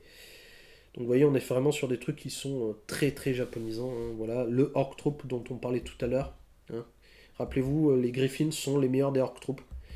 Voilà. Donc voilà, c'est. On est vraiment sur un. Vous le voyez bien, hein, on est vraiment sur un univers très japonisant. Bah tiens, voilà, hop. Jeanne d'Arc, elle est là. Vous voyez, Joan of Arc avec son petit sigil à elle. Donc elle est toujours présente. Visiblement, elle sera toujours jouable. Donc ça, c'est plutôt une bonne nouvelle pour ceux qui l'ont. Et vous avez les armées génériques et les armées kestrel. Donc en fait, en gros, là vous avez les listes d'armées. Alors je sais pas si ça, faudrait que je vois le QR code où est-ce qu'il mène. Parce que do you want to know more, est-ce que vous voulez en savoir plus? Donc on a un QR code, est-ce que ça mène aux listes d'armées en PDF? Est-ce que ça pourrait être ça? Peut-être. Bah écoutez, j'essaierai ça hors vidéo. Et puis je reviendrai vers vous peut-être pour vous le dire. Mais voilà, en gros, vous avez ici la liste d'armées génériques. Donc en gros, toutes les unités jouables. Et là, vous avez ici l'armée sectorielle. Donc l'armée sectorielle pour Kestrel. Donc la force de Sandtrap. Oui, vous avez un peu. Voilà, vous avez un petit peu de variété quand même. C'est bien. Voilà, Yujing. Alors, bah, pareil, hein, vous voyez, on est sur le même principe. Donc, le géant asiatique, le sigle, le nom, une belle image. Bon, franchement, les illustrations en mettent plein la vue. Et puis, bah, pareil, alors, je vais pas vous faire tout le détail parce que sinon ça va être lourd. Mais voilà, vous voyez, c'est vraiment le même principe. On décrit un peu la planète principale, on décrit un peu le mode de vie, on décrit le territoire et les troupes. Toujours les troupes. Voilà. Donc, hop. Ah, petit spoiler. Ça, je m'arrête là-dessus juste un instant et je passe à d'autres sections après. Ça, typiquement, c'est un gros spoiler pour la nouvelle édition, c'est qu'on va avoir des motojets. On avait déjà des motos pour les Japonais et pour, je crois de mémoire, si je ne me trompe pas, pour les Akislam. Là maintenant, on introduit carrément les motojets. Donc, à voir ce que ça va donner. Il va y avoir de nouvelles règles en fait pour introduire ça. Vous voyez, c'est vraiment des motos anti-graves, hein. C'est pas des véhicules à roues en fait. Là, on est vraiment sur du véhicule volant. Voilà, c'est petit clin d'œil pour les règles prochaines. Bon voilà, après vous avez toutes les règles, Tiger Soldier, Invincible, voilà. Toujours bien sûr l'armée générique avec là aussi un QR code. Bon, alors, à voir où ça mène. À voir. L'Arianna. Donc voilà, avec le sous-titre, comme je vous disais, La colonie perdue de l'humanité. Une belle illustration. Alors je passe vite parce que c'est la même structure, hein. En gros, on vous présente la nation très rapidement, on vous présente ses moments clés, on vous présente la planète sur laquelle elle vit ou sa colonie principale. On vous présente un peu les différentes factions qui peuvent exister dans le jeu. Ouais, ah bah tiens, voilà. Quand je vous disais que eux n'ont pas de tag, ils ont des ours enragés en armure lourde avec un sledgehammer. Qui a besoin d'un tag quand on a ce genre de truc dans son armée? Voilà, hein. Donc voilà, c'est un truc qui est plutôt sympa. Ça, c'est si vous voulez jouer une armée un peu particulière, ils sont très très sympas, je trouve. Aussi, ils ont beaucoup de personnalité, les troupes Ariana, donc voilà. Ah, tiens, ça c'est intéressant ça. Alors attendez, voilà, je l'écarte un peu, voilà. On voit comme ça, on n'a pas le reflet. Je sais pas si vous voyez ce que je vois, mais on a un char, visiblement. Donc voilà, petite modification intéressante, hein. C'est bien, moi j'aime bien. C'est à voir comment ça va fonctionner. Alors, du coup, ça veut dire qu'on aurait des véhicules et non pas juste des motojets. Hein. Non, mais sérieusement, je vais m'arrêter sur cette illu aussi. Mince, alors, voilà. Je sais pas si vous la voyez. Voilà. Voilà, ça, c'est du Ariana. Un loup-garou lourdement et cybernétiquement modifié. Quand je vous dis qu'ils n'ont pas besoin d'avoir des tags, ils ont ça dans leur armée. Je sais pas quoi dire. Voilà. Bon, après, vous avez... Alors, ce que j'aime beaucoup, par contre, dans Ariana, je m'arrête un instant, c'est qu'ils gardent quand même ce côté un petit peu multinational. On voit les différentes nations, vous voyez, typiquement, on a les vétérans kazakhs. Là, typiquement, Tank Hunter Regiment, avec le sigle typiquement communiste, avec le nom en russe. Et à côté, sur la page d'à côté, on a le 4e de chasseurs, donc un régiment français avec sa devise toujours prêt. Et à côté, on a le 1er Highlanders SAS, donc une unité britannique. Donc je trouve ça super intéressant qu'ils aient gardé cette identité en fait. Bon, bref, je passe vite. Tiens, je voudrais voir un autre truc. Excusez-moi. Oui, ils ont toujours Ils ont toujours en fait le QR code. Les nomades, alors, comment dire, vous aimez les fichas, vous êtes servi. Oui, parce qu'en fait, eux, les nomades sont spécialisés dans les modifications génétiques, d'après ce que j'ai compris. Donc bon, je vais passer très vite, hein. Je m'arrêterai si je vois un truc qui me saute aux yeux, mais grossièrement, voilà. Donc vous voyez, ils vous décrivent en fait les différents vaisseaux, Tunguska, Corregidor. Hein, je vous disais, c'est des colonies. Alors, c'est pas des... Comment dire? C'est pas des tubes O'Neill, mais vous voyez, c'est des colonies spatiales. Hein. Si vous cherchez des sphères de Dyson ou des tubes O'Neill, c'est mort. Ah oui, truc très important aussi, eux aussi sont visiblement sont très religieux. Ils auraient en fait des ordres de sœurs combattantes. Donc voilà, c'est la petite particularité à côté. Euh, Qu'est-ce que je peux vous montrer d'autre?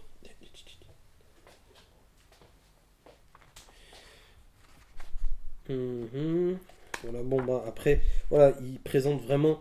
On est vraiment sur du background. Hein. Vraiment, c'est background à fond, voilà. Typiquement la colonie sur Shinju. Voilà, bon. Forcément, c'est le point d'ancrage du conflit en fait actuellement. Alors, bon. Voilà, bah, tenez. Un autre véhicule. Ah, alors je vais vous montrer ça sans le reflet. Ah, c'est chiant ce reflet. Tac, tac, tac, tac, tac. Ah, non, non. Voilà. Vous voyez, on voit le reflet là. On voit le... Pas le reflet. On voit le véhicule. Une sorte de grosse motojet aussi. Très sympa, j'aime bien le design. Mais voilà, typiquement, en gros, les prochaines règles, quand elles vont paraître, vont inclure des règles pour les véhicules. On n'aura pas seulement des tags, donc est-ce qu'on va pouvoir les hacker aussi? Je ne sais pas. Ça va être très intéressant. Armée combinée. Bon, alors, voilà. Donc ça, typiquement, voilà. Bon, je vous montre hein, rapidement, mais grossièrement, ça va être la même structure. Présentation rapide de l'armée, avec un peu comment ils ont évolué, qui ils sont, etc. La suprématie morate, les Chavasti, donc ça c'est deux grandes puissances en fait. Ouh, j'aime bien l'illustration. Je sais pas si ça va se voir à l'écran. Voilà, joli sourire, hein, j'ai envie de dire. Franchement, j'aime bien. J'aime bien, ça montre bien le côté vraiment extraterrestre. Enfin, le côté alien plus exactement. Voilà, implantation sur Paradiso, sur Concilium, vous voyez, donc il présente toujours les... Et sur Shinju, forcément, bah ça a l'air d'être vraiment le point d'ancrage du début de cette 5e édition. Or, armée combinée. D'accord. Attendez, Team Achille. Ouais, Dracius of Dracius. Oh. D'accord. Voilà, bah, c'est confirmé. Achille est passé du côté... il était passé du côté de Aleph, il a été ressuscité par Aleph, et maintenant il est dans l'armée combinée. Donc vous aurez sans doute une armée sectorielle Team Achille, d'après ce que je vois. Là, puisque vous avez le symbole, tac, Team A Achille. Donc ça va être intéressant, je pense. Ça va être très très intéressant. Donc, puis après, bon, forcément, les troupes de l'armée combinée classique, les Morates, etc. Bon, bref. On va pas s'apesantir là-dessus. Le O12, donc l'arbitre, le juge et le juré de la sphère humaine. Donc Ce que je vous disais, hein, c'est les Nations Unies et Interpol en même temps. Voilà. D'accord. Ok, ils ont carrément un bureau. Ils ont carrément un bureau pour chaque type d'activité. C'est très intéressant. Alors, on va pas s'apesantir là-dessus, quand même. Je pense que vous avez gardé assez de temps là-dessus. Voilà, Concilium. Voilà. Oui, Concilium a l'air d'avoir été aussi un point d'ancrage pour le conflit à une époque. Voilà, donc on est quand même sur à peu près le même principe, hein.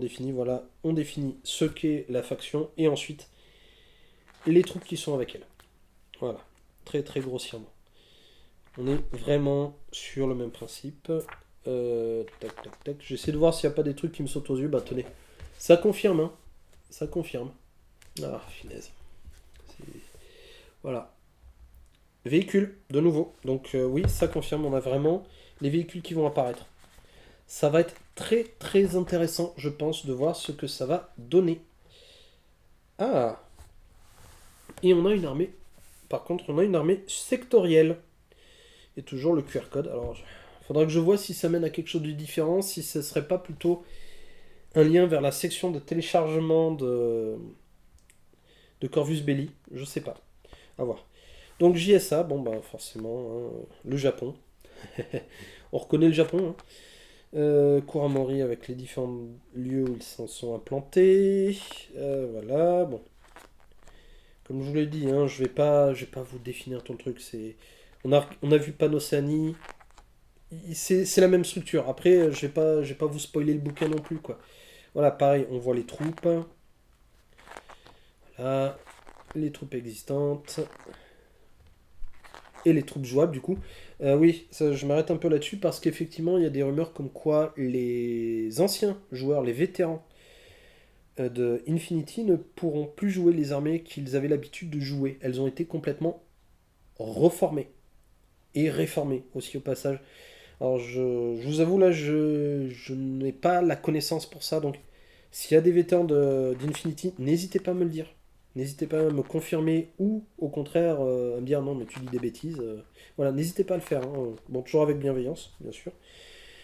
Voilà, donc on a l'armée générique, le Shinden Butai, bien sûr avec toutes les armées qu'on peut, enfin toutes les figurines qu'on peut avoir. Et les missions. Voilà, alors ça on va s'arrêter un peu dessus. C'est les missions de N5 avec Shinju Day One Campaign. Donc le début de la campagne de Shinju. Et là, ben voilà. En gros, vous pouvez jouer en fait le Soundtrap avec cette campagne-là, je pense. Ça doit être jouable. C'est à voir. Ouais. Ouais, ouais, ouais, ben, après, c'est. Alors, j'ai pas m'apesantir sur les missions. C'est le même principe, hein. Vous voyez, vous avez les règles spéciales, le déploiement des forces, les règles spéciales, comment vous déployez vos troupes. Voilà, pareil. Shinju Day One, toujours. Vous voyez, Shinju Day One, mission 2. Du coup, on est vraiment sur les missions autour de Shinju.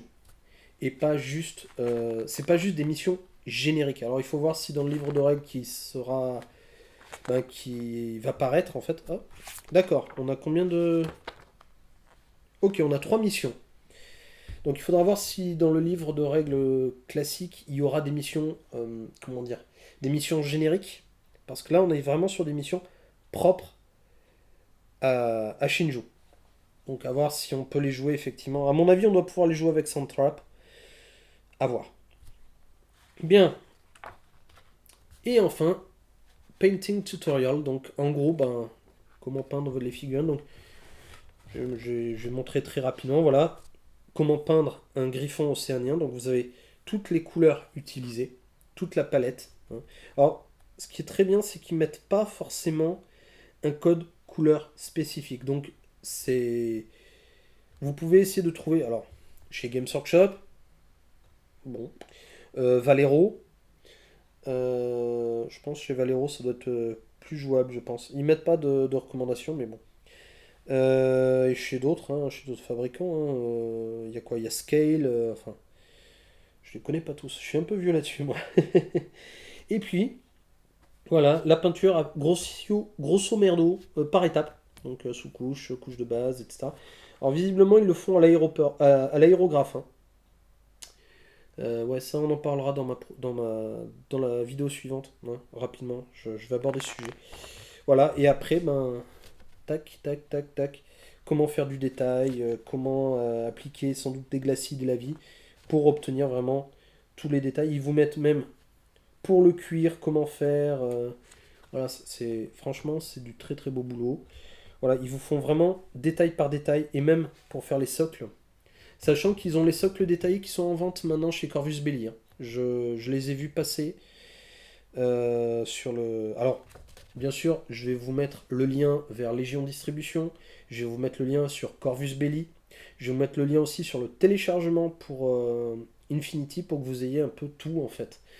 Mais grossièrement, ça vous pouvez le trouver sur Corvus Belli, enfin sur le store de Corvus Belli. Voilà, tiens, ben, un O12, donc là ça c'est bien. Alors un breaker, donc c'est les tags, les mechas en fait.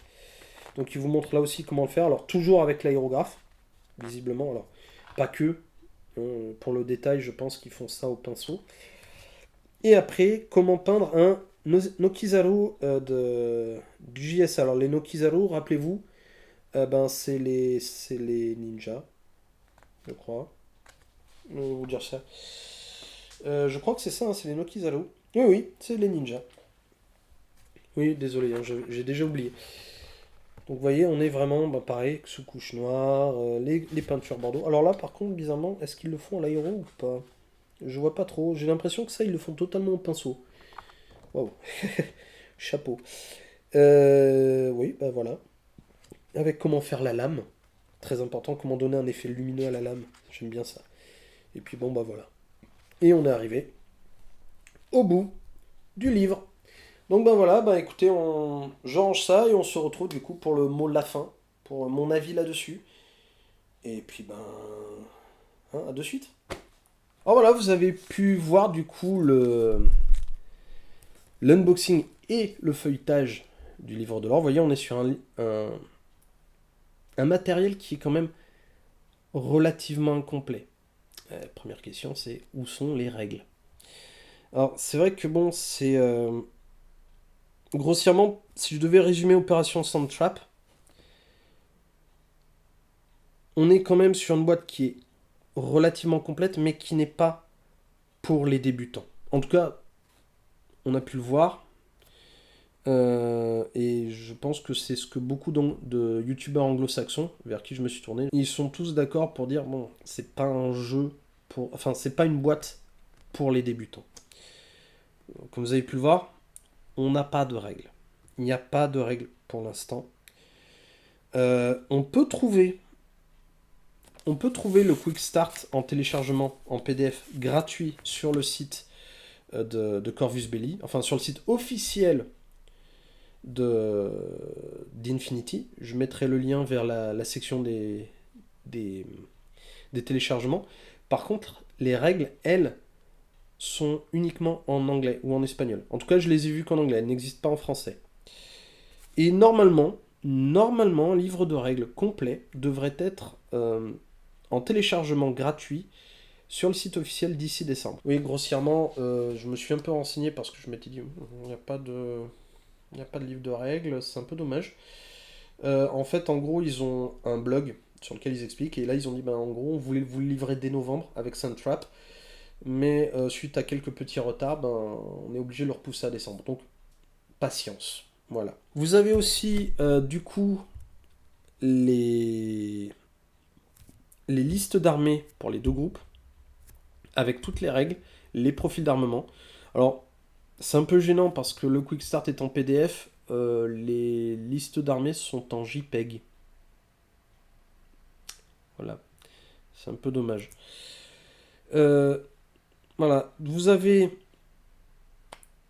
ensuite un qui va bientôt sortir. Je sais qu'elle est déjà en précommande chez Légion Distribution. Alors, est-ce qu'ils vont la faire en VF? Je sais pas.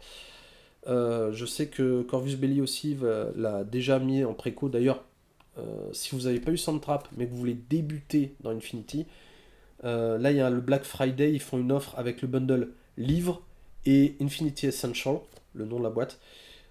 Si vous faites la préco là maintenant ou pendant le Black Friday, il faut savoir allez sur le site, sur la boutique Corvus Belli.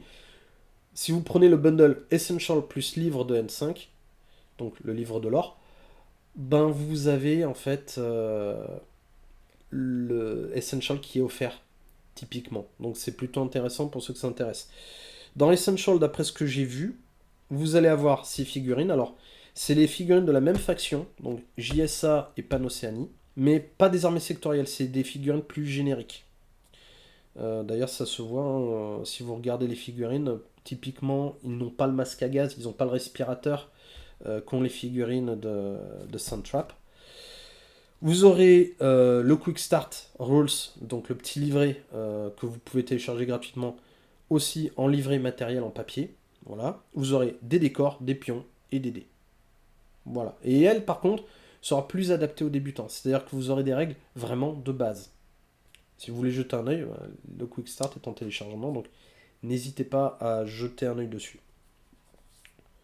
Voilà, donc mon petit avis sur la boîte, franchement, c'est du très très beau matos. C'est la figurine premium en même temps. C'est un peu cher. C'est quoi? C'est de l'ordre de 130 euros pour Soundtrap. Et je crois qu'on était sur du 65 euros le livre de l'or. C'est très élevé. Voilà, c'est. Alors honnêtement, on est sur la figurine premium. Je crois que l'équivalent en termes de prix sur Soundtrap, on s'y retrouve à peu près.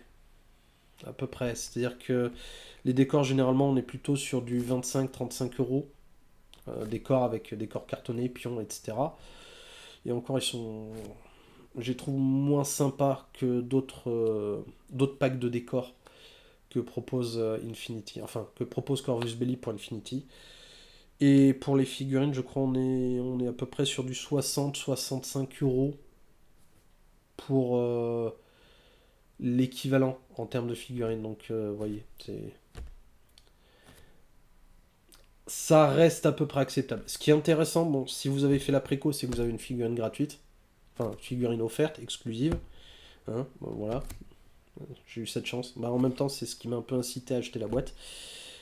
Et vous avez de jolis dés aux couleurs des factions. Donc ça, c'est sympa. C'est le petit truc en plus. Mais après, bon. Est-ce que ça vaut le coup? Si vous êtes de gros fans d'Infinity, je pense que oui. Si vous êtes collectionneur de figurines, ça peut passer. C'est un peu cher. Le livre de lore, parce que oui, ce n'est. Petit rappel, hein, vous avez pu le voir, ce n'est que du lore. Il n'y a pas de règles. Il y a un petit guide de peinture à la fin, mais il n'y a aucune règle présentée. 65 euros, c'est cher. Sachant qu'on n'a pas toute l'histoire, c'est une partie de l'histoire, une partie du lore. Donc à vous de voir. Moi personnellement je l'ai pris parce que j'aime beaucoup Infinity, l'univers, et je voulais le découvrir davantage. Voilà. Donc c'est pas un mauvais investissement. Je regrette pas mon achat, honnêtement. Mais c'est quand même un investissement sur lequel il faut réfléchir. C'est un investissement qui va demander énormément de réflexion. Euh, voilà, c'est à voir. Surtout si vous n'êtes pas intéressé par la faction Pan-Océanie ou JSA. Bon, là, forcément, à mon avis, vu ce qu'on nous a spoilé un petit peu dans des vidéos de youtubeurs, vu ce qu'on a vu aussi dans le lore, à mon avis, le prochain pack, ça pourrait être Aleph et Akislam. À voir ce que ça va être, effectivement. Je pourrais pas m'engager, hein. C'est des suppositions. Donc, à voir. Mais après, en soi, le jeu est quand même excellent. C'est un classique. C'est devenu un classique, hein. Il a 19 ans, donc maintenant il a un background qui est très développé. Donc, non, c'est un bon jeu. Après, bien sûr, on va attendre de voir la review. Hein. Moi, perso, je vais attendre d'avoir les règles complètes, de me pencher dessus. J'ai essayé de peindre ça quand je pourrais. Hein, voilà. Si. Qu'est-ce que je peux vous dire d'autre aussi? Si ça vous intéresse de savoir un peu où en est la chaîne actuellement, n'hésitez pas à voir, à regarder la seconde vidéo qui va apparaître, ou qui est parue. Et puis, ben voilà, je pense qu'on s'est tout dit, hein? C'est bien. Bon. Ben dans ce cas, du coup, en attendant, ben portez-vous bien, prenez soin de vous, surtout en cette période hivernale. Vous avez pu voir, moi personnellement, je suis un peu atteint, hein, j'ai encore le nez un peu pris, ce qui m'a pas empêché de faire cette vidéo. Je me sacrifie pour vous. Non, je plaisante. Je voulais vraiment faire cette vidéo. Mais voilà, ben écoutez, en attendant, bon jeu.